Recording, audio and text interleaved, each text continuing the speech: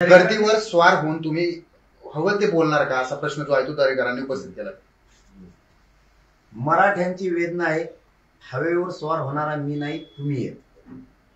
कारण तुम्ही ज्या हवेवर मोठे झाले होते त्या हवेतून बाजूला जाऊन बँकेतून आपण काय काय खाल्लं हे धुवून काढण्यासाठी तुम्ही कुठे गेलात आम्हाला माहिती आहे। आम्हाला जास्तीचं बोला लावू नका, कारण तुम्ही मराठा समाजाचे।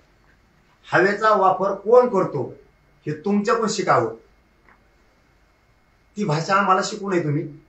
हवेचा रूप काय असतो आणि त्या हवेचा फायदा कसा उचलायचा हे तुम्हाला माहिती आहे आणि तुम्ही तो उचललेला आहे, ते आम्हाला शिकू नका। मी ना नेता आहे ना पिता आहे, मी मराठ्यांचा सेवक आहे, मराठा सेवक म्हणून काम करतो, मराठ्यांचं लेकरू म्हणून काम करतो। आणि मराठ्यांच्या त्या सभा नाहीत, मी तोंडाने सांगतो, तुम्हाला सांगायची गरज नाही। त्या वेदना आहेत वेदना, आणि त्या आम्ही मांडतोय।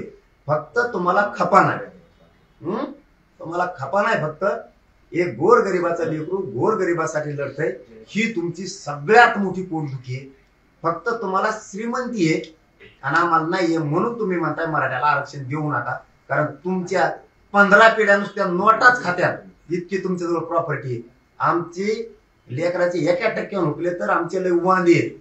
त्यामुळं ही गर्दीवर स्वार होऊन भाषा नाहीये, त्या गर्दीची वेदना हा पठ्ठ्या बोलतोय आणि बोलत राहणार आहे।